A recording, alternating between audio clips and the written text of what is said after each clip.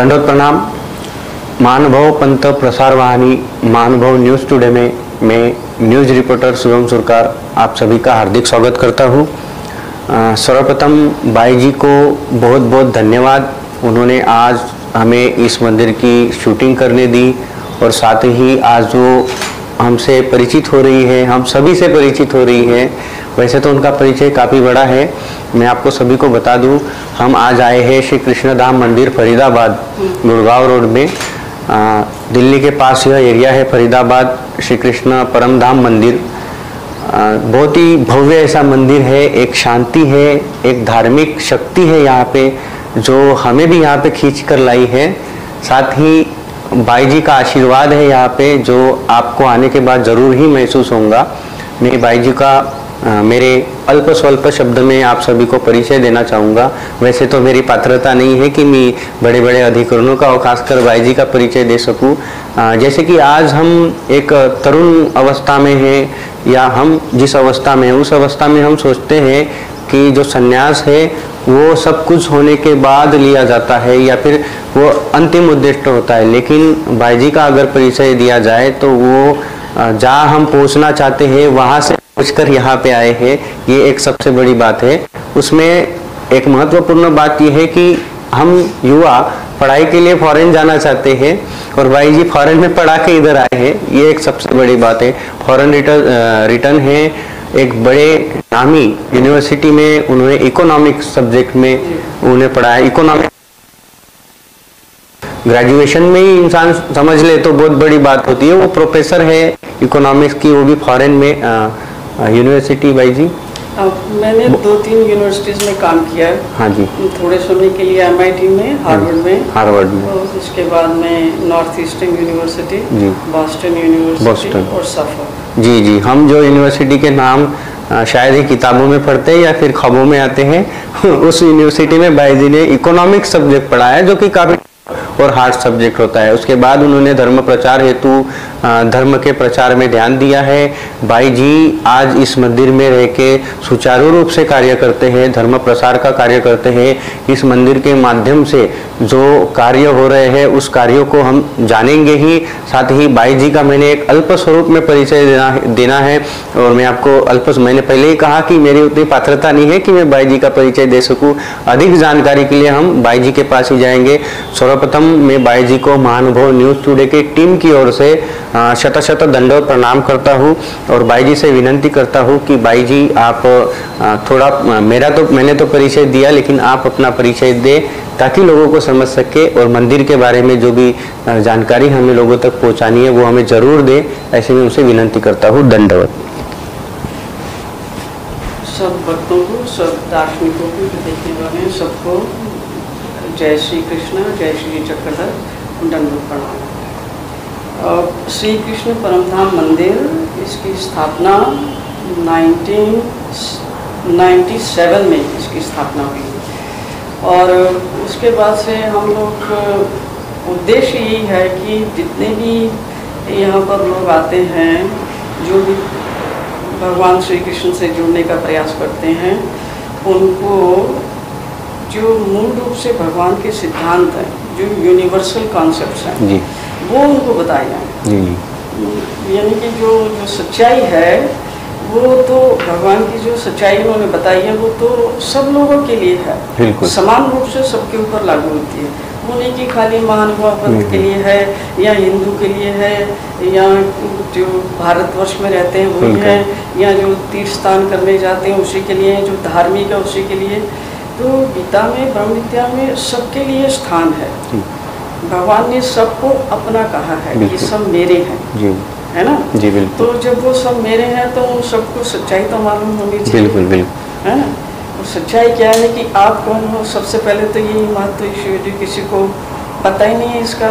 सब लोग सोचते हैं कि मैं तो ये शरीर हूँ, है ना। फिर इस शरीर को सजाना, संवारना, अच्छे से रखना, सब करना, उसी में ही 95% लोग उसी में ही व्यस्त हैं। फिर अपने शरीर को देखेंगे तो अपने बच्चों के शरीर को, पति के शरीर को, माता पिता के शरीर को, इसको विचार ही नहीं जाता उस तरफ कि शरीर के भीतर भी कुछ और है, कुछ इंद्रियां हैं, कुछ मन है, कुछ बुद्धि है। उससे भी पार जाना पड़ता है। तुम असली तो ये नहीं हो, ये तो आपने धारण किया हुआ है, असली तो आप एक आत्मस्वरूप हो। तो उस आत्मस्वरूप से उनको परिचित कराने का ही एक उद्देश्य है। वो उससे परिचित हो जाएंगे तो उनको अपनी शक्ति के बारे में पता लगेगा, अपने उद्देश्य के बारे में पता लगेगा कि मैं यहाँ करने क्या आया हूँ। बिल्कुल, है ना। यहाँ रहना तो है, रहने की तो जगह यही है, पर living with an awareness and consciousness कि you are not just this body, है ना। आप इसके अलावा भी कुछ और हैं, और इमोशंस भी नहीं हैं, फीलिंग्स भी नहीं हैं, विचार भी नहीं हैं, क्योंकि वो तो कंटिन्यूसली बदल रहे हैं, है ना। एवरी मोमेंट हमको पता नहीं एक एक दिन में एक इंडिविजुअल को कोई 60-70 हज़ार जो है उसको विचार आते हैं, तो वो तो बदल रहे हैं। कभी क्रोध है, कभी ईर्ष्या है, कभी द्वेष है, कभी प्यार है, कभी लालच है, तो इसकी फीलिंग्स आती रहती हैं और विचार बदलते रहते हैं अच्छे बुरे के, है ना। तो जो असली हमारी वास्तविकता है, जो आत्मस्वरूप जो है, उसके बारे में जागृति करने का ही शास्त्रों का उद्देश्य है। चाहे आप ब्रह्म विद्या को लें और गीता शास्त्र को लें, हम अपने आप को ही नहीं पहचानेंगे तो बताओ किसको पहचानेंगे? अपने भाई को पहचानेंगे, अपने मित्र को पहचानेंगे, अपनी पत्नी को पहचानेंगे, माता को पहचानेंगे, बच्चे को पहचान पाएंगे? अपनी तो पहचान है, और दुनिया भर की सब चीज़ मालूम है ना। ये सही बात। अफगानिस्तान में क्या हो रहा है, अमेरिका में क्या हो रहा है, इंग्लैंड में क्या हो रहा है, जर्मनी में क्या हो रहा है, तो सब तो मालूम है सबको, पढ़ते हैं। लेकिन ये अवेयरनेस नहीं कि I should realise who I am, है ना, अपने बारे में नहीं जाना। बस उसी के लिए ये मंदिर बना है कि जो चीज़ हमको पता लगी, जिसने हमारे जीवन में परिवर्तन लाया और थोड़ा प्रकाश लाया, हमने सोचा कि ये जो सुख मिला है वहाँ से, जो संतुष्टि मिली है वहाँ से, जो वेस्टर्न कल्चर में नहीं है। तब पता लगा कि वेस्टर्नर्स जो हैं ये इंडिया की तरफ क्यों भाग रहे हैं, और क्यों वहाँ पर इतना प्रचार है भगवान का, क्यों वहाँ पर वो इतना हिंदू धर्म को जानने के लिए, हिंदू धर्म को जानने के लिए क्यों वो इतने उत्सुक हैं। क्योंकि उनकी जो सिविलाइजेशंस हैं, आपकी मटेरियल और भौतिक ज़िंदगी को तो अच्छा बनाने के लिए काफ़ी प्रयत्नशील हैं, पर उनको टोटल इग्नोरेंस है कि मैं कौन हूँ।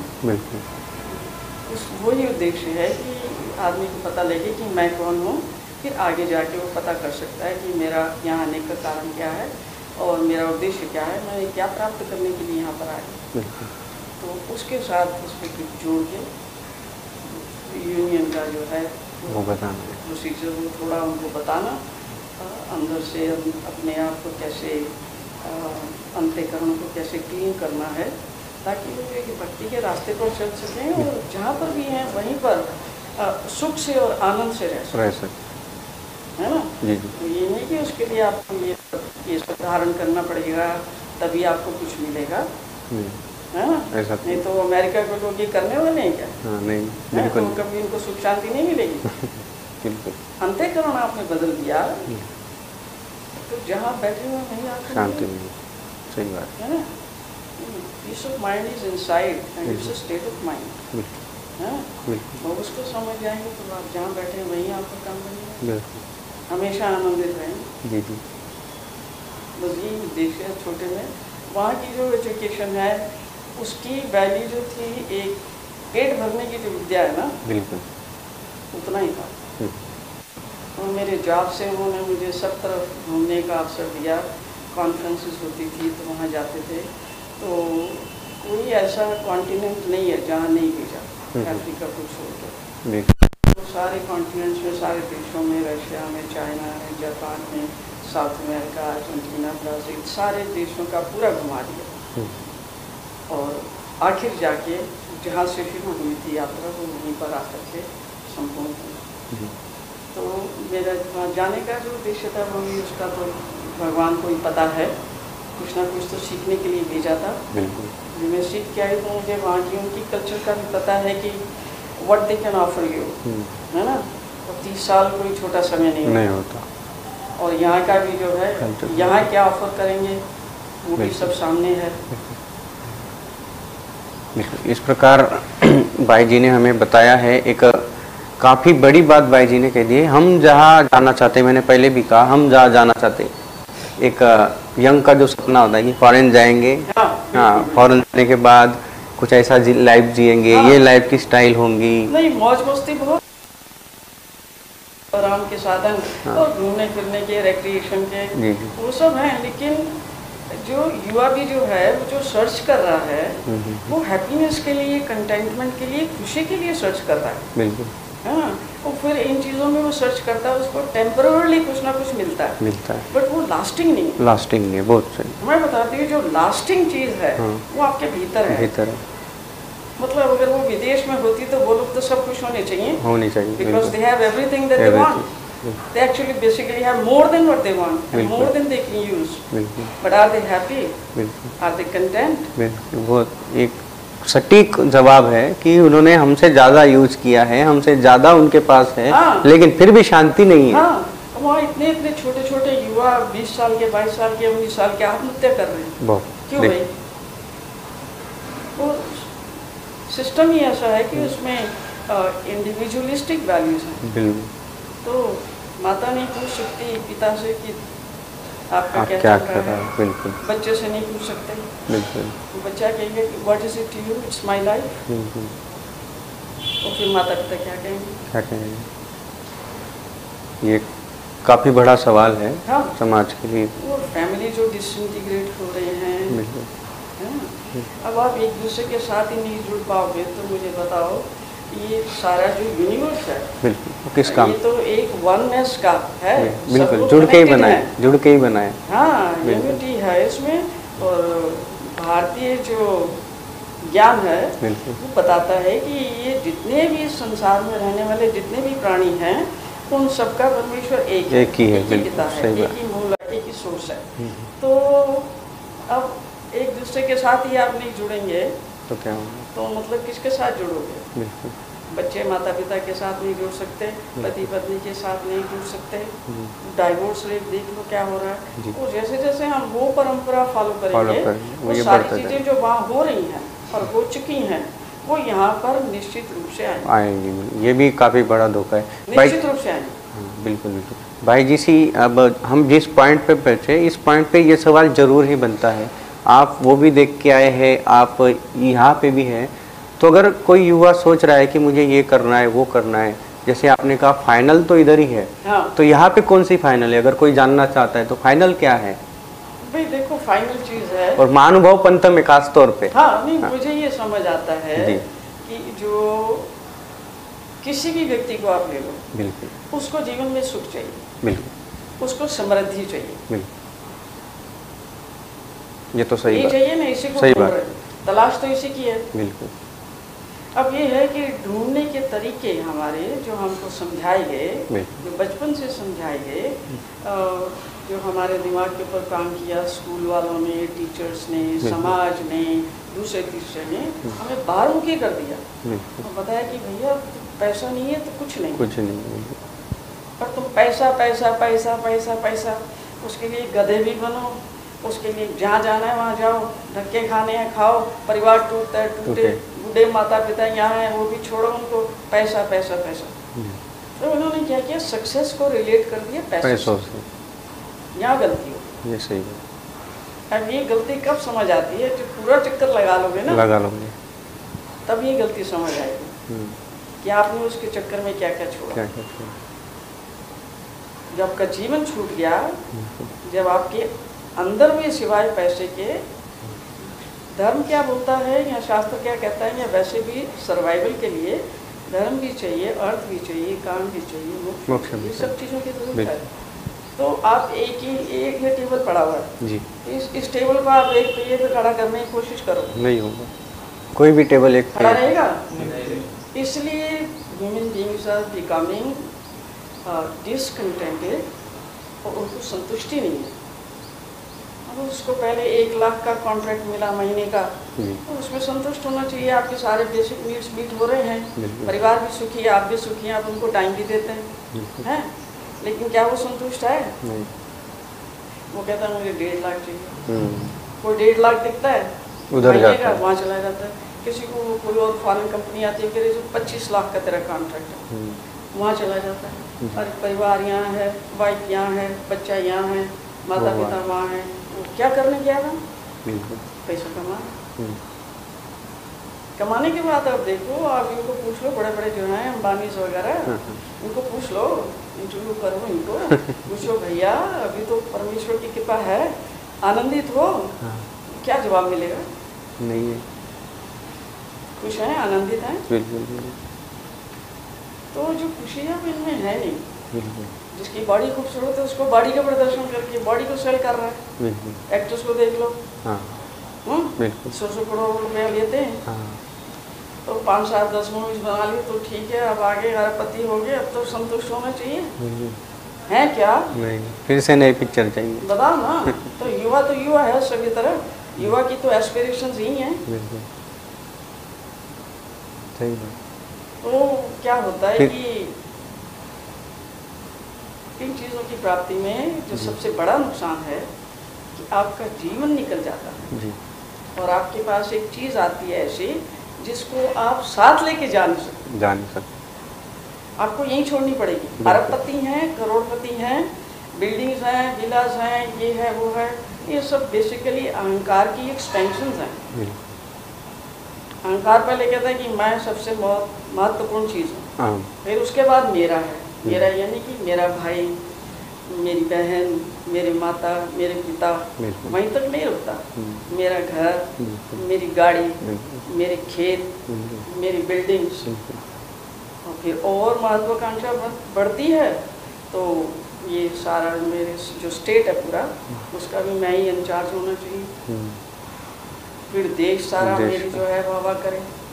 फिर देश में भी काफ़ी वो रुकता नहीं है, इंटरनेशनल सीन में भी जो है सिर्फ मैं बस, ये सारा चक्कर मैं का है।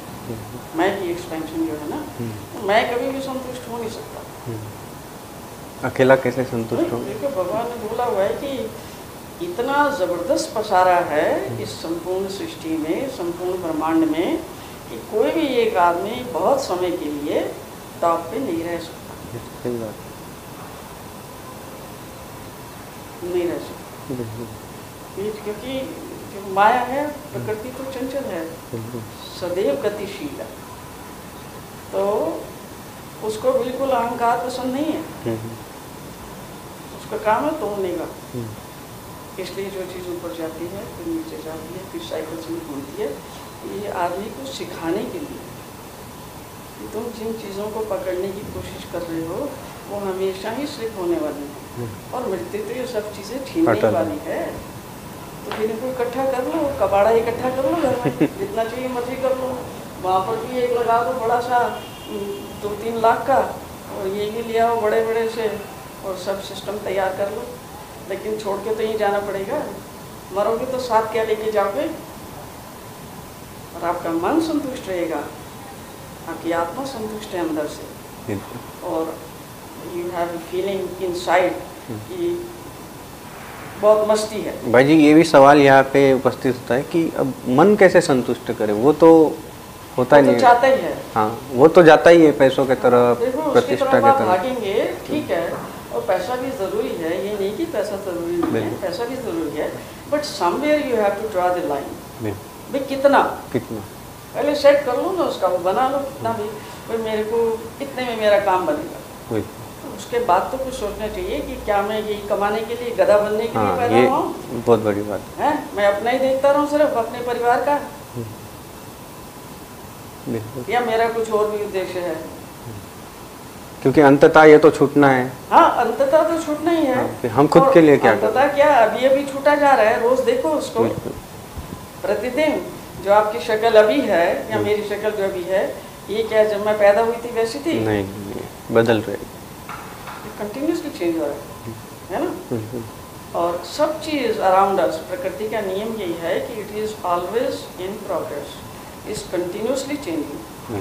अब वो चेंज जो चीज़ हो रही है, हम उसको पकड़ने की कोशिश कर रहे हैं, और जो स्थिर है, जो स्थायी है, जो आनंददायक है, उसका हमें कुछ खबर नहीं। कोई भी खबर नहीं है उसकी, कुछ भी खबर, क्या खबर है? मालूम ही नहीं है। अंधकार में जी रहे हैं, बस पैसा पैसा पैसा, अच्छा जॉब हो जाए, अच्छी गाड़ी मिल जाए, अच्छी लड़की भी कमाने वाली हो, 1.5 लाख का मेरा है, 1 लाख का उसका हो जाएगा, 2.5 लाख हो जाएगा, 10 साल में सारा सिस्टम सेट हो गया। अरे उससे पहले जो तुमने शरीर का यूज़ कर लिया तो कब चल बसोगे, उसके ऊपर गारंटी कार्ड है कोई? है ना? कैसे करोगे? साथ तो कुछ नहीं जाएगा। और कितनी भी प्यारी पत्नी हो जिसके बगैर रोटी नहीं खाते, इकट्ठे बैठ के रोटी खाते हैं, इकट्ठे बैठ के मिलते हैं, घूमने जाते हैं, जाने का समय आए तो चलती है क्या? हैं? और जो डिग्रियाँ इकट्ठी की थी वो चलती हैं क्या? बैंक बैलेंस जाता है क्या? हैं? और जब वो तुम छोड़ना नहीं चाहते, उसमें रस है, उसको पकड़ना चाहते हो, अब जबरन आपसे छीना जा रहा है, क्योंकि मृत्यु तो सब छीनेगी, वो तो छीन नहीं पाएगी। तो फिर आपके हाथ में क्या आया वो बताओ। और हिंदू धर्म जो है इस बात को मानता है कि जीव का पुनर्जन्म होता है ना? तो आप ये सोचो कि ये तो आपने ऐसे गुजार लिया, बिल्कुल, आपके अगले जीवन की दशा और दिशा उसका क्या होगा? इस बारे में भी सोचना जरूरी है। धन कहाँ तक लेके जाएगा आपको? सुंदर पत्नी कहाँ तक लेके जाएगी? बहुत बड़े अच्छे बच्चे जो हार्वर्ड, MIT, येल, प्रिंसटन में पढ़े हैं, खूब पैसा कमा रहे हैं, 10 लाख रुपया महीना का कॉन्ट्रैक्ट है उनका।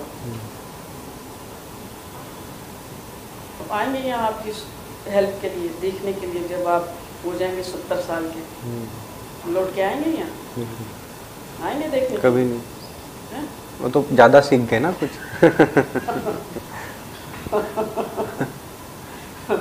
तो ये जो एजुकेशन है इसमें यही डिफेक्ट है कि आदमी को जीवन की कला नहीं सिखाती। जी बिल्कुल। जो मैकेले की शिक्षा पद्धति है ये आपको समाज में रहने का, समाज के साथ मिलके जो आपकी हैप्पीनेस की इंडेक्स है उसको बढ़ाने का, इसमें कोई उपाय नहीं। जी, तो भाई जी यहाँ पे ये भी सवाल खड़ा होता है कि धर्म इस चीज़ को कैसे बढ़ाता है, स्थिरता को? ठीक है, पैसा हम छोड़ के जाने वाले हैं, तो हम धर्म से क्या लेके जाएंगे? ये भी एक जो भगवान को नहीं मानते या फिर उस पर बिलीव नहीं रखते। भगवान को मानो या नहीं मानो, सिचुएशन तो सबके लिए एक जैसी है। जो पुनर्जन्म को भी नहीं मानते और नास्तिक भी हैं, आस्तिक भी हैं, किसी भी धर्म को मानते हैं, पहली बात तो ये समझनी चाहिए कि जो जितने भी धर्म हैं ये सब मैन मेड है। मैन मेड है, सही बात, मैन मेड है, मनुष्य द्वारा निर्मित। मैन मेड होने के कारण इनसे आपको पूर्ण रूप से कुछ नहीं मिल सकता। नहीं मिल सकता। जो यहाँ पर ये जो नियम बताए गए हैं, नीति के नियम हैं, दूसरे नियम हैं, ये सारे नियम जो हैं ये मन और बुद्धि को शुद्ध करने के नियम, उनकी जो मलिनता है उसको दूर करने के नियम है। उनको अगर आप दूर करेंगे और उनकी अवेयरनेस जागृत हो जाएगी तो आप थोड़ा अपने व्यवहार में आपका व्यवहार बदलेगा। सही है ना? अब आपको पता ही नहीं है कि ये क्या कहते हैं, लालच बुरा है। अगर आपको इस चीज़ का ज्ञान नहीं है तो लालच करेंगे, लालच करेंगे। और यहाँ पर आगे जाने की तो बात बाद में है, यहीं पर ही आपकी दुर्गति निश्चित है। आप सोचते हैं कि आप जो है खाली पैसे की ओर ध्यान देंगे और बस अपना देखेंगे, और लोभी को तो पैसे से प्रेम है। लोभी के लिए तो कोई परिवार की कोई जगह है नहीं है, माता पिता की, सेंटिमेंट्स की, जो खुद का त्याग कर रहा है लोभ के लिए, वो परिवार को क्या देखेगा? बिल्कुल, खुद का त्याग कर रहा है ना लोभ के लिए, खुद को बेच रहा है लोभ के लिए। तो जैसे ये जो चीज़ें हैं इनके बारे में जितने भी धर्मशास्त्र हैं सब ये बताते हैं कि कैसे ये चीज़ें काउंटर प्रोडक्टिव हैं, आपकी हैप्पीनेस में ये इंटरफियर करते हैं। ये तो एक एग्जाम्पल है। फिर दूसरों के ऊपर अत्याचार है ना, अब पैसे के लिए सब अत्याचार करते हैं है ना। जो चीज़ 2 रुपये की आएगी उसको कहेगा नहीं मेरे को तो ये 10 रुपये की पड़ती है, मैं आपको नहीं दे सकता। कितना झूठ बोलेगा। अब दवाइयों वालों को देख लो, वो क्या कर रहे हैं, 2 रुपये की दवाई को 50 रुपये में बेच रहे हैं, और गरीब मर रहा है तो मरे। उसको कोई सेंटीमेंट है कि ये गरीब है, इसके पास नहीं है पैसा, ऐसे दे देता हूँ? नहीं, ऐसा तो कभी नहीं होगा। काफी बड़े अरबपति है दुनिया में, लेकिन कभी दिए नहीं। नहीं, देने की आदत ही नहीं है। देने की आदत नहीं, देने की आदत भी धर्म सिखाता है कि आपका जो पड़ोसी है, जो दूसरा तीसरा आपके साथ में आपके गांव के लोग हैं, जो आपकी जान पहचान के हैं, जो नहीं भी जान पहचान के किसी परिस्थिति में आते हैं, वो तो आपको सभी धर्म ये बताते हैं कि आपको उनको हेल्प करना चाहिए जा करके। लेकिन भगवान ने जो है और उसको रिफाइन करके बताया कि हेल्प तो करो, लेकिन किसी फल की अपेक्षा नहीं करो। बिल्कुल, ये निस्वार्थ भाव से उनकी सेवा करो, है ना। जो आपके पास ज़्यादा है, और आपके शरीर को जितना चाहिए, आपकी जो परिस्थिति है उसको मेंटेन करने के लिए जितना चाहिए, उसके बाद सारा जो है दूसरों की सेवा में लगाओ, उससे आपको संतुष्टि मिलेगी। केवल मनुष्य ही है शायद जो खाने के बाद थैली भी भरता है, बाकी तो बिल्कुल। और देखो पशु पक्षियों को देख लो, हर रोज जाते हैं और हर रोज दाना चुगते हैं, और अगर उसका पेट भर गया ना, उसके आगे कितनी भी चीज रख दो वो नहीं खाएगा। और एक मनुष्य है कि पूरा पेट भर के खा लिया, फिर भी कोई उसकी पसंद की चीज ले आता है, रुकता है क्या वो? नहीं, वहाँ पे जितना है उतना लेके आएगा। और शादी ब्याह में जाके तो उसका दिमाग ही पागल हो जाता है बिल्कुल। ये 300 स्टॉल लगे हुए हैं, मैक्सिकन फूड है, इटालियन फूड है, अरेबियन फूड है, कॉन्टिनेंटल है, ये है वो है, वो सब थोड़ा सब लेके सब तरफ घूमता है, उसका दिमाग ये सब फौसला जाता है, क्या सब कुछ खाना चाहता है। वो तो प्रकृति ने उसका साइज लिमिटेड किया है कि इससे प्रकृति के सो के आता है, फिर थैला लेके जाता है। क्या करेगा? ये भी बात है, तो पदार्थों का रस है। अगर प्रकृति का बंधन ना होता तो शायद वो तो फिर तो जीता कितने 5-7 साल एक्सपेंशन हो जाता है ऐसे भी, और ऊपर तो जितना है उतना ही रहेगा ना। इधर का तो कोई कंट्रोल नहीं है ना, इधर का कंट्रोल अनलिमिटेड है। 300 पाउंड का 400 पाउंड का भी इंसान धरती पे उतने भी इंसान, आखिर में उनकी फिर आंतड़ियाँ काटनी पड़ती है, जो सर्जरी करते हैं ना। जी सर्जरी काटनी पड़ती है। काफी सटीक तो चीज़ों पे खाने की चीज़ें हैं, खाओ, उसमें कोई दिक्कत नहीं है, लेकिन ये है कि आपको मर्यादा तो सेट करनी पड़ेगी ना। बिल्कुल अपने लिए। भाई जी, हम जब महानुभव पंथ की ओर आते हैं, ये सारी तो एक कॉमन चीज़ें हैं, ये सभी को पता भी है, भूल जाते हैं, फिर से याद करते, कोई बताता है तो फिर से भूल जाते हैं। लेकिन महानुभव पंथ जब आप इसके अनुयायी हो, आपको सब पता है, तो इसमें वो क्या चेंज लाता है उसमें रहा है, और महानुभव पंथ तो उसे क्या ऐसी चीज देता है कि वो गलती करना छोड़ देता है और शुद्धता की ओर आता है? ये सबसे बड़ा सवाल है। वो ये भी देखो, महानुभव पंथ जो है, पंथ तो केवल ज्ञान दे रहा है, बिल्कुल गलती करना छोड़ना, ये अपने ऊपर है। छोड़ना वो शास्त्र या पंथ उसकी गारंटी नहीं लेगा, क्योंकि देखा जाए तो कोई भी आदमी किसी की भी बात को सुनने के लिए राजी नहीं है। आपका गुरु ही क्यों ना हो, तो गुरु तो आपको बताएगा जो आपके काम की चीज़ है। कितनी ऐसी चीज़ें हैं, कम से कम 100-500 ऐसी चीज़ें हैं जिनके बारे में हमें अच्छी तरह से समझाया गया है, गीता शास्त्र में, ब्रह्म विद्या में, दोनों में। अब ये देख लो, अपने जीवन को देख लो कि कितनी उसमें से चीज़ें हैं जो हम अपने सुधार के लिए एक्चुअली अपने व्यवहार में लाते हैं।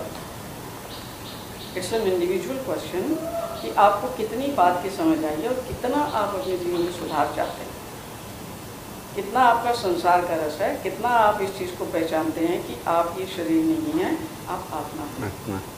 वो डिसाइड करेगा कि आपका बिहेवियर कैसा होगा। इस प्रकार आज आदरणीय तपस्विनी श्री सादा भाई जी महानुभव हमारे साथ जुड़े, और उन्होंने हमें मैं तो कहता हूँ सारे युवाओं को आज उत्तर मिल गया है कि उन्हें क्या करना है, क्या चाहिए। तो इस प्रकार आज उन्होंने हमें जानकारी दी, मैं उनसे बहुत बहुत आभारी हूँ। मिलके हमें काफ़ी खुशी हुई। जो सवाल हमारे मन में कई दिनों से, कई सालों से, शायद कई सृष्टि से, शायद कई जन्मों से चल रहे थे, ये मैं इस जन्मों की बात नहीं करूँगा, ये सवाल तो निरंतर हर जन्म में आते हैं। उस ये सारे सवालों के जवाब आज हमें यहाँ पे मिले हैं। हमें भी आपसे मिलके बहुत अच्छा लगा भाई जी, और आपका जो ज्ञान है। देखिए, एक ज्ञान होता है जो बैठ कर लिया जाता है, एक ज्ञान होता है जो घूम कर लिया जाता है। तो आपके पास जो नॉलेज है वो घूम कर लिया गया है, वो काफ़ी प्रभावित करता है जब आप समझाते हो। बैठ कर लिया गया ज्ञान तो प्रभावित करता ही है, लेकिन जब आप एक्चुअली वहाँ से आए हुए होते हो, एक्सपीरियंस किए होते हो और तब आप बताते हो, तो वो सटीक तौर पे जवाब होता है उसका। तो बैठा हुआ ज्ञान तो उत्तर देता है लेकिन संतुष्टि नहीं देता है, घुमा हुआ ज्ञान उत्तर भी देता है, संतुष्टि भी देता है, एग्जाम्पल भी देता है और समझ भी जाता है। ये फर्क आज हमें खास तौर पे यहाँ पे देखने को। देखो, शास्त्र भी यही कहता है कि कहने को तो भगवान ने, बताने को तो चीज़ें सबको बताई। श्री कृष्णा ने भी बता दी, चक्रधर स्वामी जी ने भी बता दी, लेकिन वो खाली कौन सी चीज़ें जो है आपके काम आएंगी, वो कितनी चीज़ों का आपने अपने भीतर अनुभव किया है, कितनी चीज़ों की आपको प्रतीति आई है। तो प्रतीति पंथ होने से जिस चीज़ की आपको प्रतीति आती है, जो आप फिर प्रतीति होने के बाद में आप उसको अपने व्यवहार में उतारते हो, सिर्फ उतनी ही चीज़ आपने बटोरी है जो आपकी पूंजी है, बाकी सब तो जानकारी है। सही बात। जानकारी यानी कि जगह जगह से इकट्ठी करते हैं ना। हाँ। अब आप मथुरा उधर जाओगे देखने के लिए, जानकारी इकट्ठी करोगे कि मथुरा में क्या है, इधर क्या है, जयपुर में क्या है, फलानी जगह में क्या है, वो जानकारी है। और वहाँ से जो आपने ग्रहण किया, ऑटोमेटिकली डज नॉट इम्प्लाई कि आप उसको यूज भी करोगे। बिल्कुल। तो ज्ञान भी ऐसा है कि जानकारी एक चीज़ है, to basically have a general knowledge of the things, लेकिन ज्ञान तो है जिसका आपको बोध हुआ है, जिसकी आपको प्रतीति हुई है, जिसको आप अपने जीवन में इम्प्लीमेंट करके कुछ आगे बढ़ रहे हैं। ये काफ़ी सही बात है। भाई जी, मैं आपसे विनती भी करूंगा, आप इस मंदिर के बारे में, इसमें वार्षिक क्या कार्यक्रम होते हैं, किस प्रकार से कोर्सेस होते हैं, किताबें छपती है, कुछ शायद ज्ञान सत्र होते हैं, हाँ। उनके बारे में आप जानकारी दें। उनके बारे में कुछ मैं आपको जी, फोटोज तो हम दिखा, उस स्लाइड में शो हो जाएंगे, आप जैसे बताएंगे। देखो, मंदिर में हर रोज़ 5 पूजा अवसर चलते हैं। सुबह जो चलता है 4:30 बजे से 6 बजे तक का चलता है, उसमें भी अधिकतर आरती और स्मरण रहता है। अभी फिर उसके बाद में 9 से 10:30 बजे तक जो चलता है प्रोग्राम, उसमें गीता शास्त्र के श्लोक हैं उसकी व्याख्या चलती है और ब्रह्म विद्या की व्याख्या चलती है, सूत्र चलते हैं। और दोपहर में भी गीता का पाठ और एक छोटी सी आरती, और शाम में फिर ब्रह्म विद्या और गीता का डिस्कशन चलता है, सूत्र चलते हैं, और ऐसे ही रात में। तो प्रतिदिन हम जितने भी संपूर्ण ब्रह्म विद्या है उसका एक बार पाठ हो जाता है, और गीता जी के 9 अध्याय का पाठ एक बार हो जाता है जी। ये हमारा रूटीन है डेली का। उसके अलावा फिर जो भी जयंतियाँ आती हैं, सब जयंतियों को बड़े धूमधाम से मनाते हैं, मनाया जाता है, उसको बहुत उत्साह रहता है। भक्त आपको बैठे हुए दिख रहे हैं, ये सुबह के जोर शोर से इसमें करते हैं, शामिल होते हैं। और फिर एक एनुअल फंक्शन मनाया जाता है नवंबर में, जिस दिन मंदिर की स्थापना हुई थी। उसके बाद में जो हमारे ज्ञान सत्र रहते हैं, उसमें शिविर चलते हैं। शिविर में जैसे एक दिन का फ्राइडे को आ जाते हैं लोग, और फ्राइडे इवनिंग से लेकर के संडे शाम तक चलते हैं। उसमें बाहर से भी लोग आ जाते हैं। तो ये शिविर वगैरह रेगुलर बेसिस पे चलाते हैं। हमारे तो जीवन का एक ही उद्देश्य है कि जो हमने सीखा है वो इन लोगों को बांटना है। तो गीता शास्त्र के ऊपर और ब्रह्म विद्या के ऊपर ये सब चलते हैं। महानुभव पंथ के बाहर जाते हैं तो वो लोग जो इन्वाइट करते हैं उनको भी यही बताते हैं। उनको श्री चक्रधर स्वामी जी का तो पता नहीं है, पर उनके सिद्धांत तो सब तरफ हैं, चाहे आप उनको जानो या नहीं जानो, सिद्धांत तो वैलिड है। तो उनके सिद्धांत उनको बताते हैं, गीता के सिद्धांत उनको बताते हैं। जहाँ जहाँ भी जाना पड़ता है, जो बुलाता है वहाँ जाते हैं। बस और यही है भगवान का ही प्रचार प्रसार करना है। इसके अलावा जी, भाई जी के बारे में और एक जानकारी आपको यहाँ पे देना चाहूँगा कि वो इतनी यूनिवर्सिटी से बाहर से आई है, तो ज़रूर हमारे देश में ख़ास तौर पे हम जहाँ फरीदाबाद में है वहाँ पे उनको बड़े बड़े यूनिवर्सिटी से लेक्चर के लिए बुलाया जाता है कि वो लेक्चर के थ्रू, श्रीमद् भगवद गीता का लेक्चर हो या फिर कोई शास्त्र, जैसे कि हम देखते हैं कि आज के बच्चे कैसे बिगड़ रहे हैं, उन्हें सुधारने के लिए हम क्या कर सकते हैं, ऐसे प्रयास हम आज यूनिवर्सिटी में चालू हो चुके हैं, जहां हम समझते थे कि ये यूनिवर्सिटी हमें अच्छे से बनाएंगी, स्टैंड अप बनाएंगी। उन्हें खुद ध्यान देना पड़ रहा है कि भैया हमारे बच्चे बिगड़ रहे हैं, उन्हें कोई सुधारे, और वो सुधारने के लिए हमारे महात्माओं की तरफ आ रहे हैं। इससे गर्व की बात हमारे लिए क्या है कि जहाँ पे हम समझते हैं जहाँ पे जाके हम सुधरेंगे, वो इधर आ रहा है कि आप सुधारो, हमसे नहीं सुधर रहे। इसका मतलब ये हो रहा है। तो ये हमारे लिए, हमारे पंथ के लिए गर्व की बात है। और इस गर्व के बाद में हमारी बाई जी वहाँ पे जाती है, उनको लेक्चर देती है, और लाखों युवाओं का आज मोटिवेशन है, आइकॉन है। ये हमारे लिए खास तौर पे, मैं एक तरुण हूँ तो मेरे लिए गर्व की बात है। तो ज़रूर ये जानकारी भी आपको होना आवश्यक है। इस प्रकार आज हम चर्चा की है, इस मंदिर के बारे में जाना है, और भाई जी से मिलकर जो आत्मिक शांति मिली है वो ज़रूर ही निरंतर रहे, क्योंकि ये शांति होना एक तरुण के लिए काफ़ी आवश्यक है। ऐसे में यहाँ पे कामना करूँगा, भाई जी को धन्यवाद दूंगा जिन्होंने आज अपना कीमती वक्त, क्योंकि उनका दिनचर्या में उनका एक फिक्स होता है, डिसाइडेड होता है। मैंने यहाँ से सुना भी है कि यहाँ की जो दिनचर्या है वो बिल्कुल स्ट्रिक्ट होती है, एक प्रकार से उसे तोड़ के नहीं चला जाता। बाहर से जो भक्त भी आते हैं उन्हें भी वो नियम बताए जाते हैं। जी हम भी आज इससे ज़्यादा नियम को भंग नहीं करेंगे, क्योंकि उन्होंने काफ़ी वक्त पहले ही दिया है।